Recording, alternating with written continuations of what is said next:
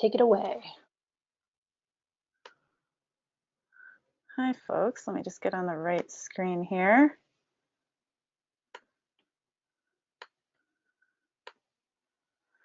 Hi, everybody. Thanks so much. And thanks to everybody who was in our breakout session, chatting about using dimensions data and doing institutional benchmarking and comparisons.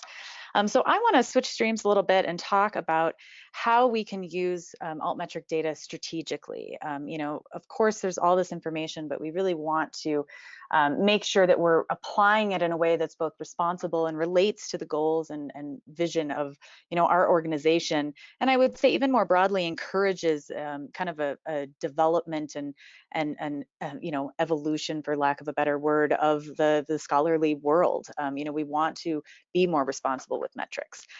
So first off, I think we start with some questions, right? Who are our current audiences and who are our other stakeholders with whom we need to engage? We know that altmetrics is really strong and useful. Oh, can you not see my slides, or can you see my slides now? I cannot see your slides currently. Oh, sorry. Here, there we go. I opened up a new screen. There we are. Sorry about that. All right. This is you didn't miss anything. It was just this one. Cool. And me talking. So first off, starting with the question of who are our current audiences and who are other stakeholders with whom we need to engage. There's this really good ability with altmetric data to do a gap analysis and figure out across those 16 sources of attention who we're reaching and who we're not. Now, it doesn't mean that every source of attention, every audience is of equal value to you and for your purposes, but it's really, it gives you, again, that ability to see where you're missing in terms of visibility. And then I would really encourage you to think about defining impact related to research and communication. And, is this something prescribed, nationally by something like the REF? Is it related to funder mandates, or is it related more to, organizational or institutional missions? And then finally, we can use altmetric data to help us understand those information pathways to those areas where we define impact, right? Altmetric data in and of itself is not impact. I really loved how Dr. Bowman set up this idea of altmetrics originally being, as a filter, right? They're indicators. We can find evidence and information related to the ways we define impact. But this attention in and of itself is not necessarily impact. So I think about altmetrics in action in kind of three categories of activity. We have this discovery layer, right? So this ability to track and uncover attention in real time and longitudinally, unearth conversations that we didn't know about. This happens all the time. Folks say, I had no idea. I just did a call the other day with Environmental Health Perspectives Journal, and we found a New York Times coverage of one of their pieces of research that they had no idea happened back in January. And their communications person was kind of, was wished that they had known then so they could interact with that conversation. We can locate collaborators and research opportunities. We've chatted a bunch about this ability to sift through those mentions and uncover who those key influencers are. And one of the things I think is really interesting about altmetric data too is the fact that we see kind of interdisciplinarily neutral conversations happening, a philosophy blog that's talking about genetics research. This kind of data might be missed if we were just doing kind of scanning, say, for keywords in a Google Analytics sense, or we were doing just citation-based metrics. So then next, there's this showcasing category. Chris Billick talked about Michigan's approach to this. Being able to highlight vital research and make sure that it doesn't miss out on attention that it deserves. I think there's a fine line, or maybe some nervousness about this idea of self-promotion. I think we've seen a shift in that somewhat, but I would really argue that if you are producing or supporting important research, making sure that it is as visible as possible in the audiences where it can be built upon and made impactful is really important and should be part of that research process. showing impact on public policy and opinion, also very powerful. Being able to recognize early career scholars, those who are working in, digital humanities, performance arts, producing code, data set, etc. We've chatted a lot with folks at CMU, where in computer science, conference proceedings and materials are really one of the most important ways that they're exchanging information. So we can showcase, the importance and evidence of impact regarding these outputs. We see individual researchers and institutional repositories incorporating this information as well. And then finally, the reporting capacity, right? Sharing, analyzing this data both internally and externally. You might be required to in terms of grant applications, funder reporting. Now, again, lots of our peers across the Atlantic have impact requirements as well, or the opposite way, across the Pacific. Organizations also tracking things like reputation. Reddit is a place where conversations often emerge first that have a lot of controversy or could indicate future, again, viral discussions. Being able to simply track any new mentions related to those kinds of attention can be really, really proactive tools for your strategy. We can benchmark activities, outreach, and then, finally, even looking at things like recruitment and review. We know that, our incentive system in scholarly communication is askew, and it needs to be addressed in a way that reflects, the realities of the research, of the research sphere. I think encouraging more narrative, robust, responsible metrics that include things like altmetric data are really important for us, and we should definitely try to advocate for that whenever appropriate. So just a few examples of these kind of strategic approaches to data. We've done some webinars and a blog post with University of Stirling in Scotland, where their research support office is directly helping researchers gather evidence for grant applications from altmetric data. And they encourage you to be really clear and specific, and again, create this coherent narrative. Things like policy recommendations, research leading to changes in technology, interdisciplinary attention. These can all be examples of evidence that show broader reach and impact. CU Boulder is one of our partners and clients that we work with very closely. Much like University of Michigan, they view Altmetrics as a really cross-organizational initiative that partners also with other digital tools that they use, like their Elements publication management system, or when they cross-promote with ORCID, for example.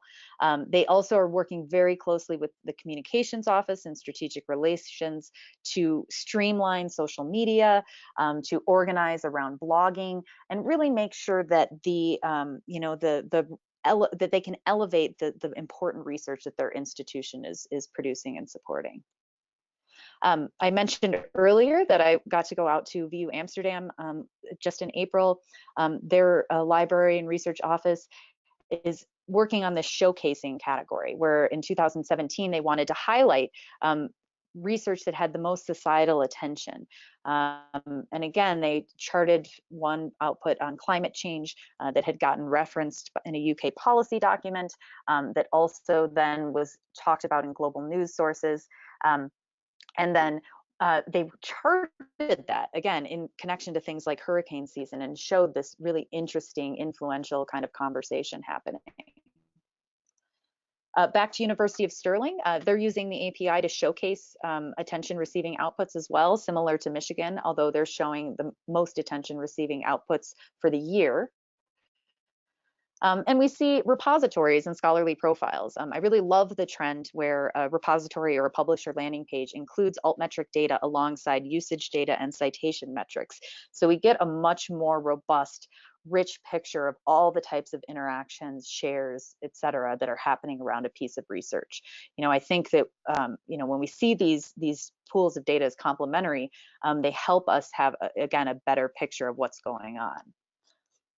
And then also, again, back to the idea that we can really understand or analyze reuse, shares, and information around non-traditional scholarly outputs, data sets, that might never get included in some sort of scholarly paper, and that doesn't matter. They can still have reach and influence and impact. I like these examples because I feel like they're two completely disparate data sets, one of which was probably very fun to collect and analyze, and one of which was probably incredibly depressing to collect and analyze. That said, because they're also available in an open access manner on Figshare, we can see all of those conversations that have kind of sprung therefrom. So I stole this image from UC Irvine to kind of pivot into our next little bit of conversation, because even though it's a little blurry, I love this connection of discovery and impact, right? So in order for our research to have impact, it must be able to be discovered. This is something we know in libraries, certainly if you're working in a library capacity and have worked in discovery systems. But I don't think we think quite as much about the broad ways that research can be discovered and how that connection between, dissemination, distribution, and communication pathways really ties into the impact assessment aspect of it as well. And we know that in the digital environment, research is much more accessible. All sorts of stakeholders are interacting with research, right? Again, not all of these stakeholders and audiences might be of equal or of value to you at all, but being aware that they're interacting with our research, understanding what they're saying, knowing that some of them do have influence on the direction and funding of research down the line, I think is really valuable to us in the research world. I've also stolen some strategy ideas from nonprofit and media engagement ideas, because they're really keen, again, on this connection of moving information from an awareness to engagement to impact. And this is just some specific examples from the Skoll Foundation and Sundance Institute. But again, this idea that first, we start with kind of broad content distribution, and then we want to leverage that content and really strategize around it and measure this uptake in what we call story strategies, and then use it in a targeted way that moves towards actual change, right? Whether it be societal change, some sort of adjustment in practice, et cetera. Another way to think about this is this idea of the compelling story at the center, and how we can take that story and really, enrich it with information and appropriate targeted communication and distribution channels to get to that point where it moves to a place where we can create change. So thinking about that with altmetric data, I really would encourage you to ask some questions first about, the context and how we understand and interpret the score. What are the sentiment tendencies of different source types? I mentioned Reddit, for example. Faculty of 1000, we are tracking article recommendations, which are really mostly positive reviews and mentions, and can be early indicators of research that's going to be built upon and seen as influential. What is the geographic and demographic breakdown, and how does this relate to our goals? Do we have a research project that relates to a specific set of countries, a health initiative targeting specific communities? We can not only export and analyze geographic data related to altmetrics, but we can also, again, create forward-going searches or scanning. We could set up, a way to search for specific news outlets in a specific area, so we know when they're talking about the research that relates to their community. Where are our audiences accessing information, and who are we not yet reaching? Again, I weigh on this a lot, but this ability to do this audience segmentation and strategize going forward is going to be really key, and something that's really easy to do with altmetric data, and certainly the Explorer. How can we learn more about the research landscape as a whole? Once we move beyond the initial tracking of our own publications and start looking at the broader landscape, we can start to see patterns, we can uncover influencers that we didn't know were there, we can see early indications of where conversations are moving. I would really encourage you, if you're working in any kind of sphere where research would be indexed in PubMed, that you explore our PubMed query feature. I can help you out with this as well. It really can give you a ability to do a deep, topic related search, and then see how altmetric data looks for that swath of research. And then finally, just to emphasize the point that context and qualitative data is absolutely paramount. Every tweet about a piece of research is not necessarily positive. Of course, it's not tenable to read through every single mention. but we definitely need to encourage, those we work with and, our departments and the broader community to not rely solely on quantitative data. I give this example again and again because I do think it's super illustrative. But in 2016, the most attention receiving output from an Altmetric perspective was President Obama's healthcare paper in JAMA. And elsewhere in that top 20, it was a very infamous, later retracted piece of research that connected autism to vaccines. These two pieces of research were obviously discussed and shared widely for entirely different reasons. And I personally take the position that that transparency, that ability to track those conversations can have very strong positive, merits to the research community. That retraction probably came about more quickly, but I understand that it is a tall task for us to get the entire community behind this idea that qualitative data is absolutely paramount to this analysis. So, let's all work together, I guess. So when you're thinking about your own organization, how do you currently define impact? Again, I mentioned this earlier, but I think it really benefits groups to pull out your mission statement, look at your strategic plan, take a look and see if there are very specific goals that align with altmetric data points. I'm going to bet that there probably are. Is your goal to catalyze innovation, increase public awareness, improve patient outcomes? These categories of altmetric data points in terms of sources of attention and channels of attention can really align quite well with this. I would definitely encourage an exercise, and we'll talk about that in the breakout, of again pulling out these plans and strategies and figuring out where those different audiences and stakeholders and data points align. Then, of course, it's really important that we go beyond just a kind of top level view and think about the fact that even in one organization, there's a lot of variances to this information. Different disciplines are going to have different definitions of impact, different sources of attention that represent that to them. Being able and willing to come up with a kind of adaptable, flexible approach, I think will be very key. Finally, or I should say, well, I have two more, but thinking outside of your local department, are there other sources or other stakeholders on campus at your organization who you didn't realize maybe would be interested in this data or find value in it? Maybe you could use it for alumni engagement, development purposes. If you're coming from the library, maybe you want to talk to the communications department if you haven't already. Thinking about it again, involving all those different players in a very cross-organizational approach, I think will help lead to a more sustainable program. And any place you can, incorporate this data into existing workflows. I know how busy everyone is. I get to work with altmetric data all day, but you have lots of things on your plate. So, think about regular reporting that you already do, meetings where you add a new data point.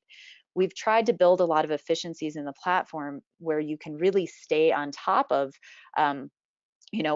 reports, alerts, et cetera, new attention. So you don't have to, spend too much time in some wormhole. And that again, the attention that's important to you is basically delivered directly to your inbox.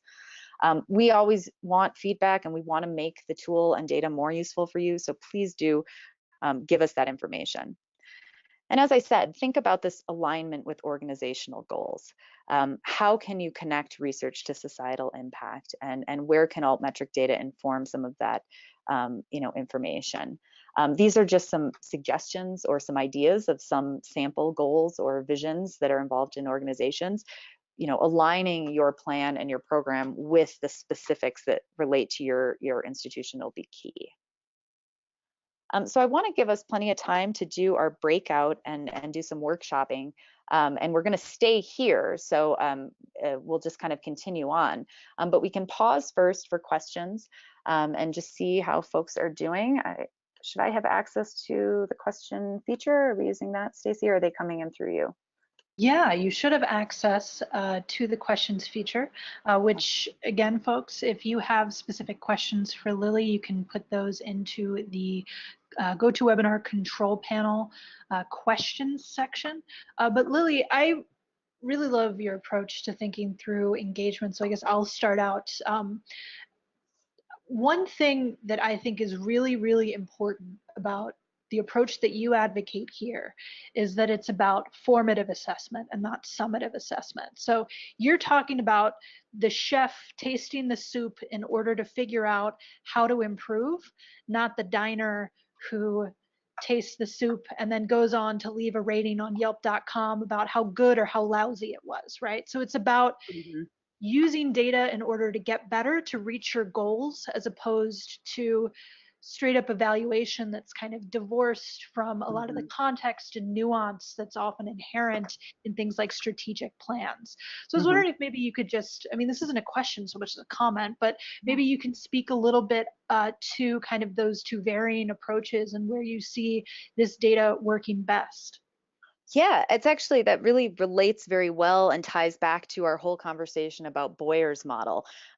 So I should mention, I've worked with Bruce at Texas A&M, and he tuned me into Boyer's model, and I'm currently working with a liaison and scholarly communication librarian at Virginia Tech, Inga Haugen, on developing user personas for extension agent and agricultural and life science researchers at Virginia Tech, another land grant institution. And kind of what you had asked earlier, Bruce, Stacy, how do we connect this kind of top level theory to something more on the ground? And there's been a lot of Boyer's model was published mid 90s. So even though he was really connected to the idea of teaching and translational research, there's been some really good discussion in the past 5 years or so about how do we take this model and make it relevant today? And one of the things that's brought up a lot is the fact that the current scholarly publishing and incentive system doesn't really meld well framework wise with the scholarship of engagement, which is much more about this bottom up integrated reflexive approach, right? Where we're constantly looking at things through a critical lens, assessing and analyzing that way. And so one of the things that we're doing, and this is kind of giving a specific example to answer your question, hopefully, is in our development of user personas, user persona research that comes a lot out of web design, and I will talk about this in a little bit more, but uh, you know, is you first take your assumed knowledge, right? So they say that there is some value in understanding what we already know. We are experts to some extent, or hopefully more so in our field. We know a lot based upon the work we're doing within research. So when we're first thinking about our users, we want to analyze and understand and cull out any of that primary knowledge, any kind of usage data we have, anything that already exists, right? But then we don't want to craft these personas strictly from a perspective that we know it all already. We want to get qualitative data from the researchers themselves. We want to think about their motivations, their goals, and communicate with them directly so they are involved in the process of building, these archetypes that will help us shape services down the line. Is that a circuitous way to answer that question? Does that help? No, that was excellent. That was perfect. That's exactly kind of some Okay. of the things that I was thinking about. I'm gonna